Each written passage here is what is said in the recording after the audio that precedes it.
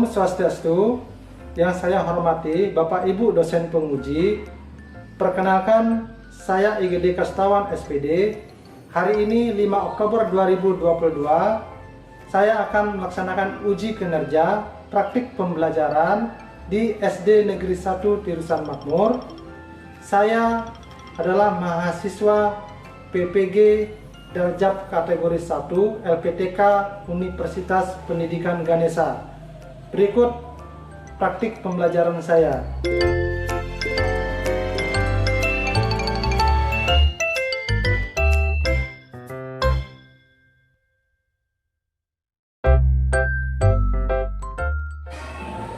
Selamat pagi anak-anak. Pagi, Pak. Gimana kabarnya? Baik, Pak. Kelihatan dari wajahnya cerah ya, Ya. dan lebih semangat. Marilah kita berdoa agar kegiatan pada pagi hari ini diberikan kelancaran. Ya, berdoa dipimpin oleh Nas Sugi. Doa dulu. Doa satu. Ya, terima kasih Nas Sugi.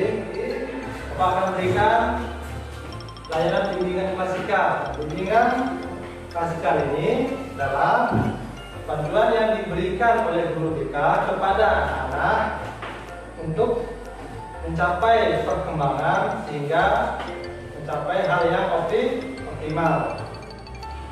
Bapak mau absen dulu. Ada yang tidak hadir? Ya, hadir semua ya. Bapak akan menyampaikan topik yang berjudul cara belajar efektif dan efisien. Tujuan layanan yaitu anak-anak dapat menelaah pengertian belajar dan faktor-faktor yang mempengaruhi hasil belajar, serta anak-anak dapat belajar secara efektif dan efisien. Berikutnya, anak-anak dapat menguraikan pengertian belajar, dan anak-anak juga mampu merumuskan faktor-faktor yang mempengaruhi hasil belajar, dan anak-anak juga dapat menata strategi belajar yang efektif dan efisien. Langkah-langkah kegiatan pagi hari ini yaitu Bapak akan menampilkan video tentang cara belajar yang efektif dan efisien. Yang kedua, anak-anak akan mengerjakan LKPD. Berikutnya, Bapak akan menampilkan slide PowerPoint materi tentang cara belajar efektif dan efisien. Nah, berikutnya, anak-anak akan membentuk kelompok ya, yang terdiri dari 2 kelompok, 1 kelompok 4 orang. Setiap kelompok boleh memberi nama, ya, boleh nama bunga, nama hewan dan sebagainya. Nah, nanti setelah selesai, setiap kelompok akan mempresentasikan hasil kerjanya, dan kelompok lain akan memberikan masukan. Ya, setelah itu mengisi lembar evaluasi bagaimana layanan yang Bapak berikan. Paham anak-anak? Untuk waktu kita sepakati 2 jam ya. Setuju anak-anak? Setuju. Ya, kita supaya tidak tegang ya, kita speaking dulu. Yaitu tepuk semangat. Tepuk semangat. Semangat. Yes. Ya, terima kasih anak-anak. Ya, Bapak akan menampilkan video cara belajar yang efektif dan efisien. Tolong anak-anak disimak ya dengan baik. Efektif versus cara berpikir efisien. Ya, artinya kapan sih kita harus coba efektif dan efisien? Jadi gini, pertama-tama dalam belajar fokusin dulu pada hal-hal yang sifatnya efektif. Ya, target lo harus menjadi efektif dulu. Artinya apa? Belajar itu misalnya lo mau mengerti suatu suatu materi, fokus bagaimana menjadikan materi itu benar-benar ngerti, benar-benar ya, ngerti secara benar.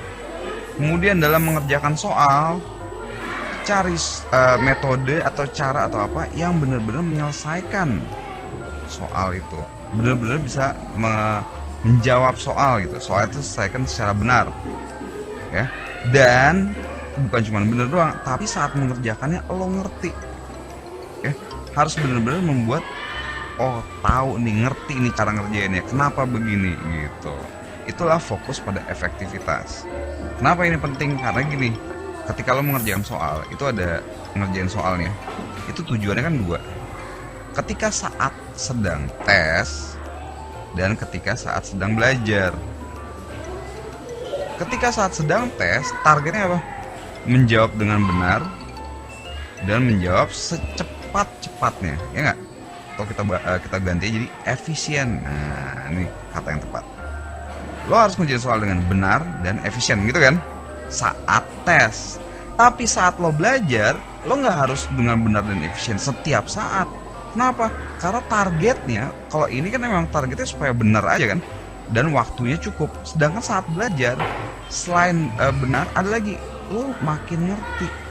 Itu target ya, beda nih. Ngerjain soal saat belajar, lo diharapkan untuk makin ngerti. Saat setiap ngerjain soal, lo makin ngerti, makin ngerti, makin ngerti. Pokoknya gimana caranya belajarnya ngerjain soal dengan cara yang efektif ya. Ini target pertama itu adalah menjawab dengan benar dan lo ngerti apa yang lo kerjain. Itu penting. Kebanyakan orang ngerjain soal tuh, banyak lo yang ngerjain soal ya udah rumus pakai tapi nggak bener-bener ngerti. Ketika soalnya diselewengin dikit, pusing dah.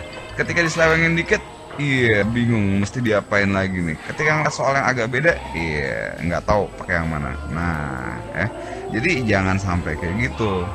Terus kemudian ulang-ulang terus sampai lo bener-bener ngerti. Diulang-ulang sampai jadi otomatis. Nah, targetnya sampai jadi otomatis. Nanti begitu udah jadi otomatis, mulai deh lo pelintir. Disinilah ketika di sini lo pikirin. Nah, berpikirlah untuk menjadi lebih efisien gitu.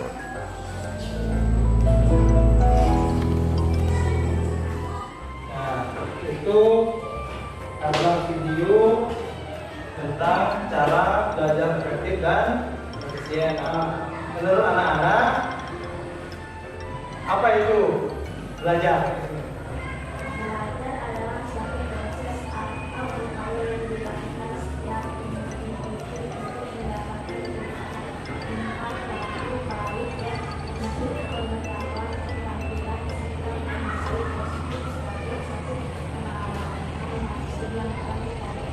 Ya, terus yang lainnya?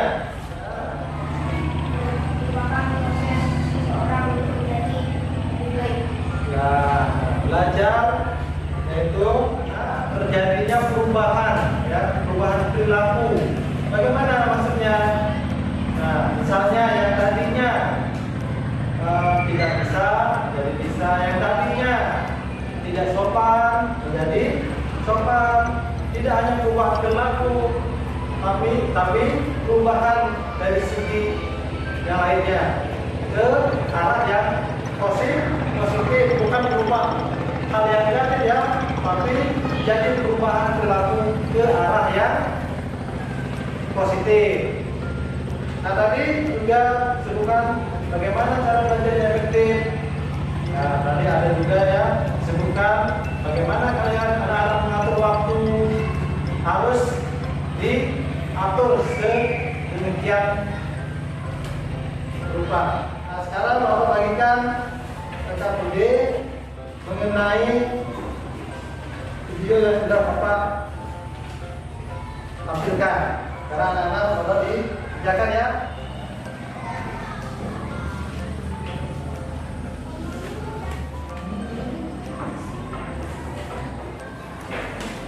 Tulis nama anak-anak kelas, ditulis.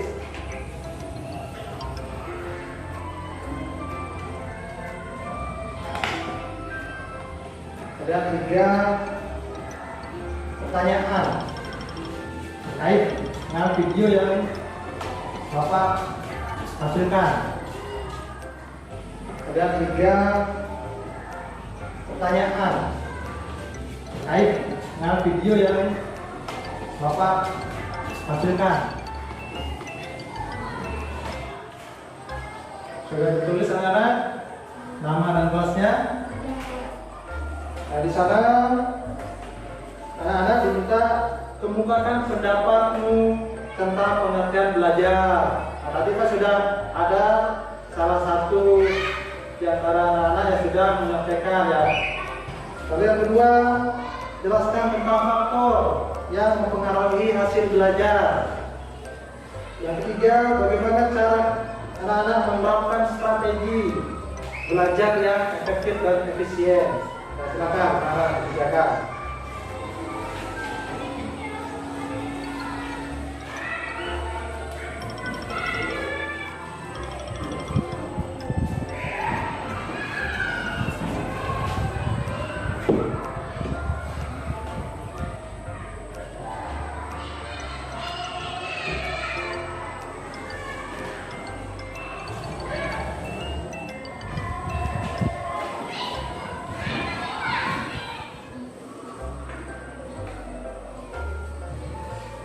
Ada berapa pertanyaan yang KPD? Ada 3 ya. Nah, ada yang mau menjawab yang nomor 1? Caranya? Ya, just nih. Kemukakan pendapatmu tentang pengertian belajar. Belajar adalah suatu proses atau upaya yang dilakukan setiap individu untuk mendapatkan perubahan perilaku baik dalam bentuk pengetahuan, keterampilan, sikap, dan nilai positif sebagai suatu pengalaman latihan yang dipelajari. Ya. Terima kasih, Mas Wisnu. Yang nomor 2, Mas Sugi. Ya, bicara. Faktor jasmani yaitu meliputi faktor kesehatan, faktor psikologis yaitu meliputi intelijensi. Nomor 3, Nak Berdaya. Baca pertanyaannya dulu. Bagaimana cara menerapkan strategi belajar efektif dan efisien? Ya. Belajar dengan giat dan rajin akan membantu kita semakin aktif. 3 pertanyaan yang sudah anak-anak jawab. Dan terima kasih sudah mengerjakan KPD-nya ya.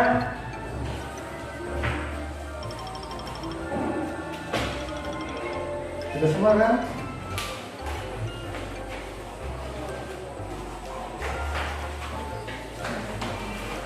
Tampilkan materi PowerPoint cara belajar yang efektif dan efisien.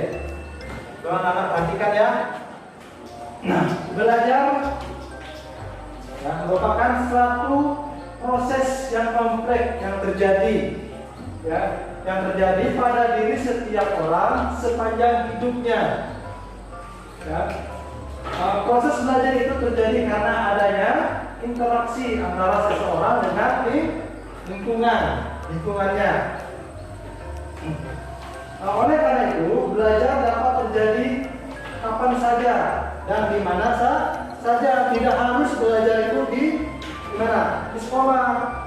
Bisa saja, bisa di rumah, bisa di tempat temannya, bahkan bisa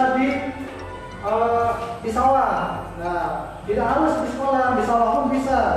Apalagi sekarang tidak harus membawa buku, bisa membawa HP yang terakses dengan internet. Anak-anak bisa belajar membuka materi apa yang disampaikan oleh guru mata pelajaran atau guru kelasnya. Soalnya matematika, gurunya memberikan materi tentang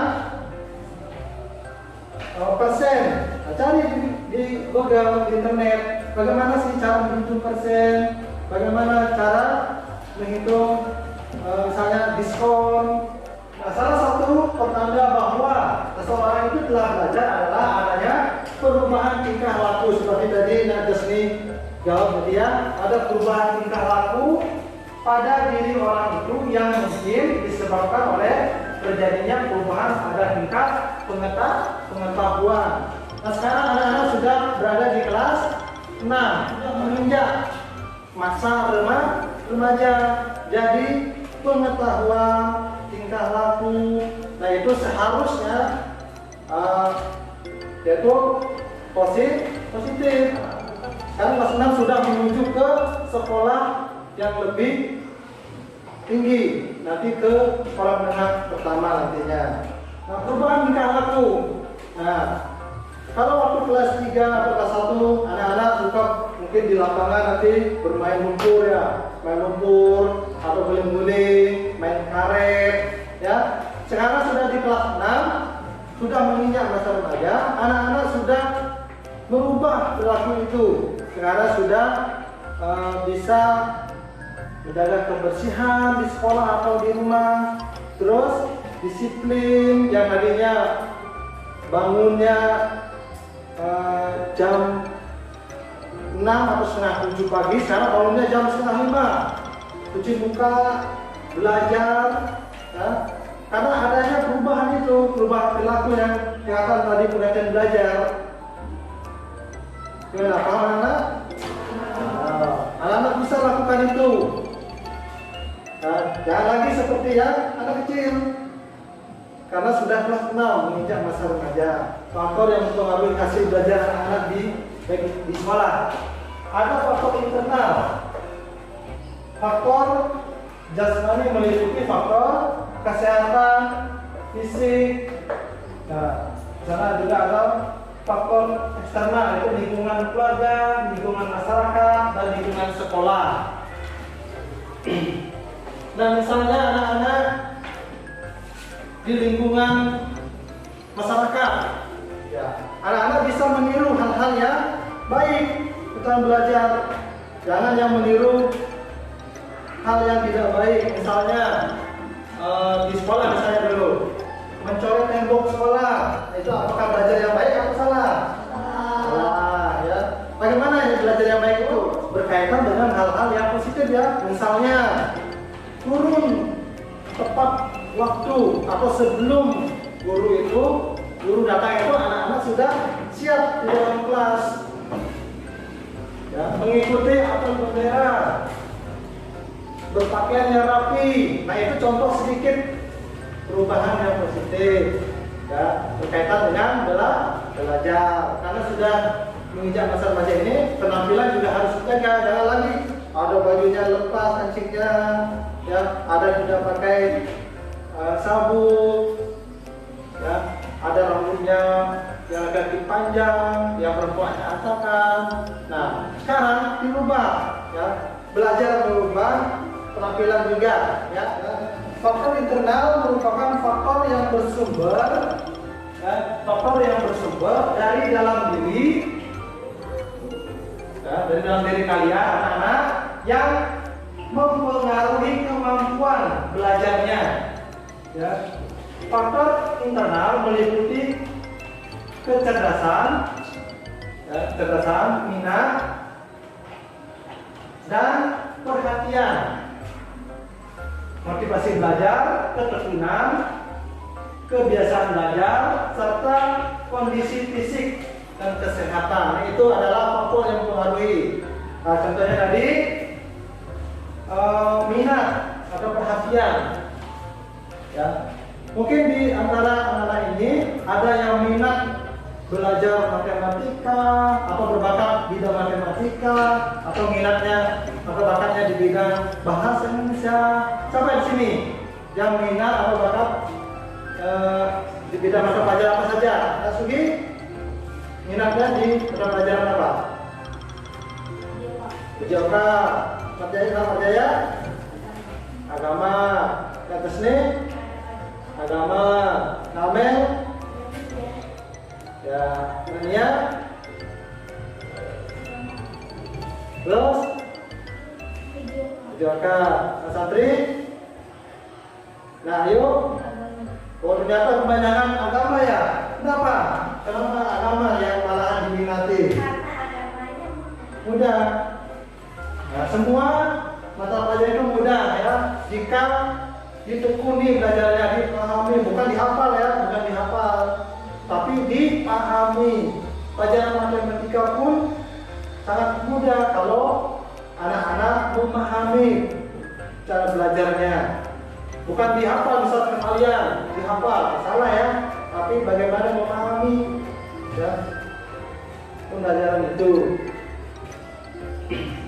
Berikutnya faktor eksternal, faktor yang berasal dari luar, ya, dari luar diri peserta didik atau anak-anak yang mempengaruhi hasil belajar, yaitu keluarga, ya, sekolah, dan bagaimana di lingkungan keluarganya, apakah orang tua atau kakaknya itu di rumah mengajari, siapa di rumah sini?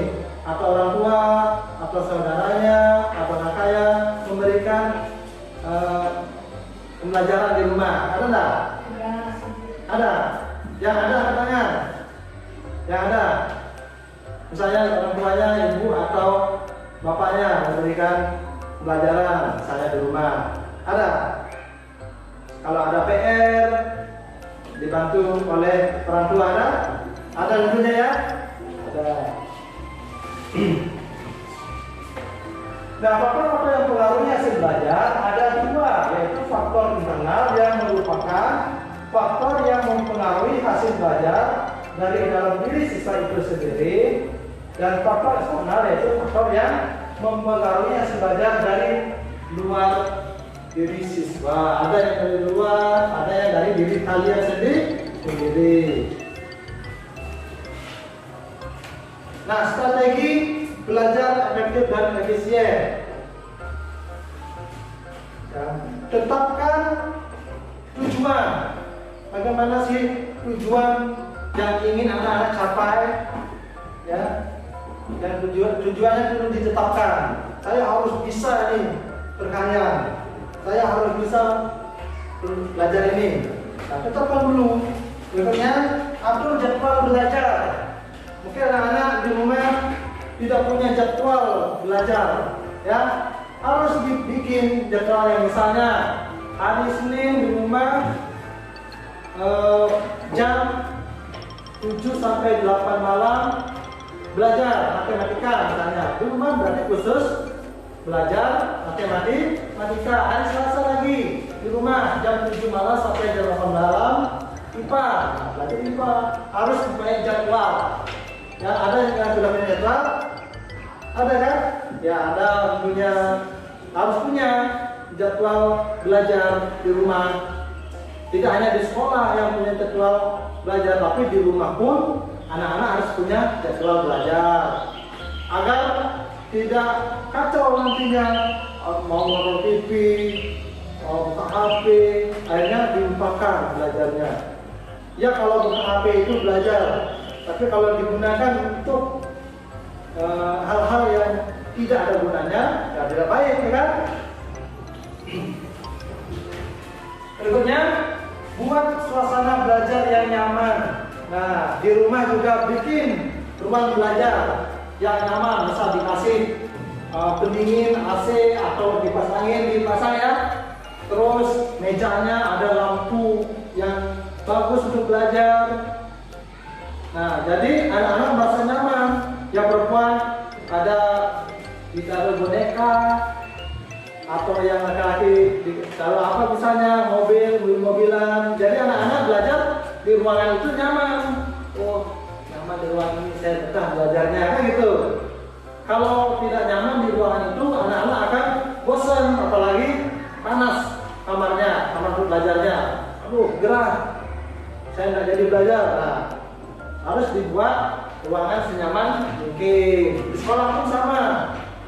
Nah, kalau di dalam kelas ini ruangannya bersih, tentu anak-anak akan merasa nyaman. Tapi kalau ruangannya banyak debu, nah itu bingung semua, ya, karena banyakkan debu. Gimana, paham? Nah, berikutnya membuat ringkasan. Nah, jika anak-anak dikasih buku paket oleh guru, baik guru mata pelajaran atau guru kelasnya. Nah, bisa diringkas hal-hal yang penting di buku itu dibuat di dalam buku ringkasan. Nah, ditulis yang penting-pentingnya. Nah, pas nanti ke sekolah, anak-anak sudah gampang mengikuti pelajaran yang diberikan oleh guru karena sudah diringkas. Oh, nanti halaman 100.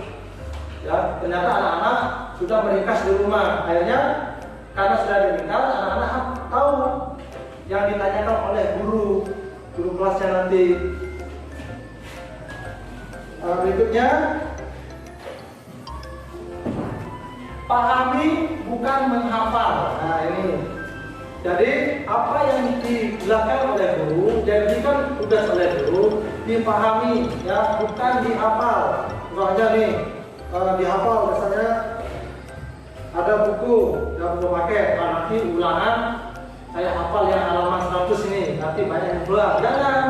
Tapi bagaimana anak-anak memahami buku pelajaran itu? Kalau dihafal, anak-anak akan lupa, ya kan? Cepat lupa. Sekarang dihafal, besok udah lupa. Kalau dipahami, nah nanti selalu diingat oleh anak-anak. Berikutnya, jangan malu bertanya. Nah, kalau anak-anak tidak paham ya materi yang disampaikan oleh bapak ibu gurunya, harus ditanyakan, ya, supaya anak-anak cepat memahami. Kalau tidak ditanya, dikira bapak ibu gurunya sudah paham semua. Giliran dikasih pertanyaan tidak bisa menjawab. Nah, mungkin karena malu ya. Nah, tidak boleh malu bertanya.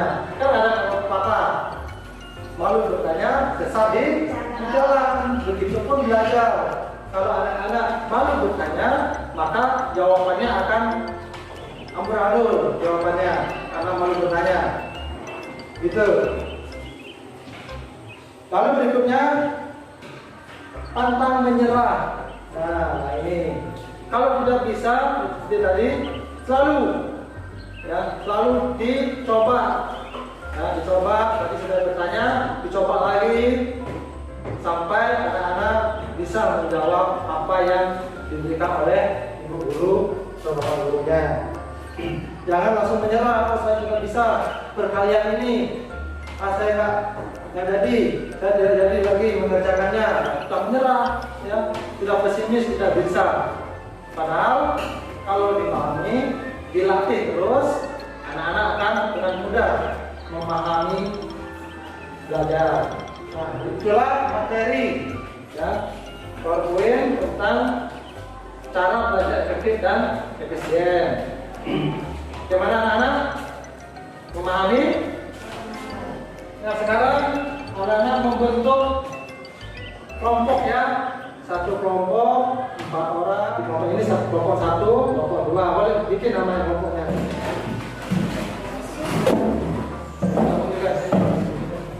Sampai di untuk kelompok 2. Ini kelompok 1. Nah, sana tulis kelas. Terus nama kelompok. Nama kelompoknya misalnya apel, tulis apel. Misalnya kucing, tulis kucing. Di sini nama anggota kelompok kan ada 4 ya. Tulis ke 4 nama anggotanya. Hah?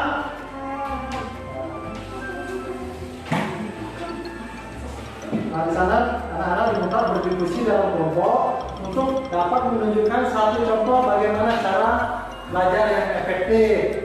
Gitu. Nah, ini kan misalnya ini. Satu contoh bagaimana cara belajar yang efektif. Terus sini dapatnya ya. Nama kelompoknya misalnya apel. Ini. Nah, nanti nama anak 4 orang ini tulis di sini ya. Ya, bisa.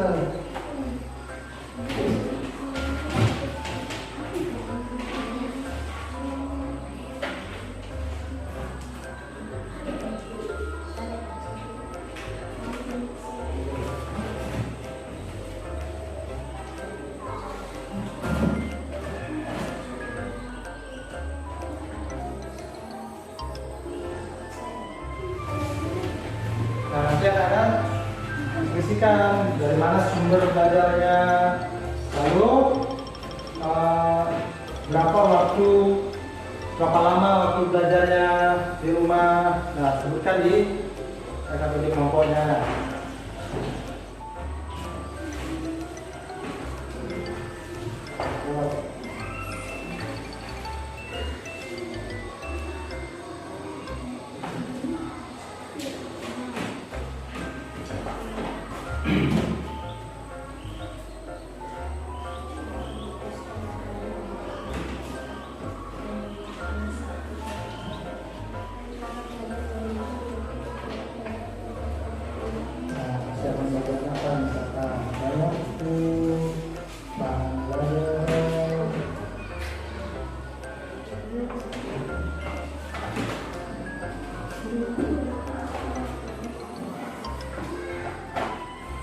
Sudah kan? Sudah. Nah, sekarang kelompok satu apa nama kelompoknya? Kelompoknya? Oke, sampaikan hasil kelompoknya. Ya, ya. Belum apa? Ya.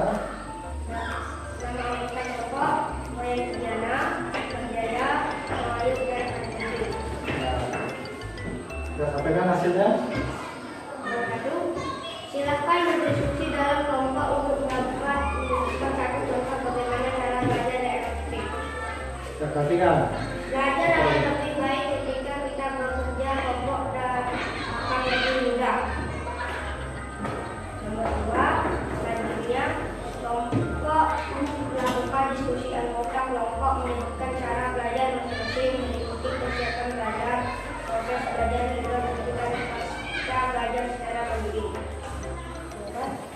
Sudah ya. Sekarang yang kelompok 2, apakah ada masukan? Ada nggak? Kalau ada, sebelahnya kelompok 1. Dan sekarang kelompok 2. Tapi dari kelompok tidak semua lain. Anggota kelompok resmi Amel Helda Nia Ya. akan berdiskusi dalam kelompok untuk mendapatkan menunjukkan satu contoh bagaimana cara Ya. belajar efektif membuat kita lebih giat. Ya, ada masukan dari kelompok 1? Nggak ada. Ya, sudah. Sekarang kembali ke tim masing-masing.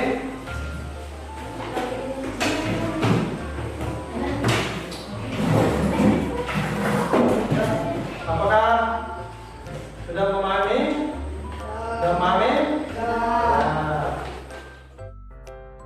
Ya, Bapak akan memberikan lembar evaluasi, yaitu mengenai proses pelayanan yang Bapak berikan ya.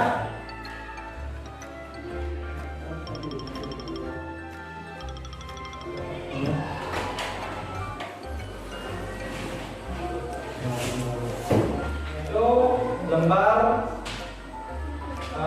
evaluasi terkait pelayanan yang Bapak berikan. Nah, oke, anak-anak, tadi tanda centang pada lembaran itu.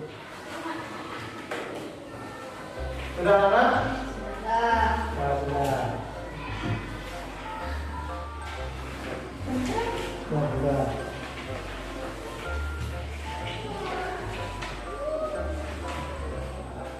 Kesimpulan materi pada pagi hari ini, ya, belajar itu harus bisa mengatur jadwal, ya, mampu membuat ruangan merasa nyaman, dan bagaimana anak-anak mengalami perubahan perilaku. Begitu ya? Paham anak-anak? Ya. Nah, kita speaking lagi. Simak baik-baik. Kelinci, kelinci, kelinci, kelinci, kucing, kucing, kucing, kucing. Ada berapa kali Bapak menyebut kucing? 4, 3. Ayo berapa kali? 5. Ayo. 5, 3. Ada 5 kali. Jadinya silakan. Nah, itulah layanan yang Bapak berikan. Semoga anak-anak mampu ya, menerapkan bagaimana cara belajar efektif dan efisien. Sebelum Bapak akhiri, marilah kita berdoa, karena tadi di awal kita sudah berdoa ya. Nah, dipimpin oleh Nasidi. Doa dimulai. Doa dimulai. Ya, selamat pagi. Doa.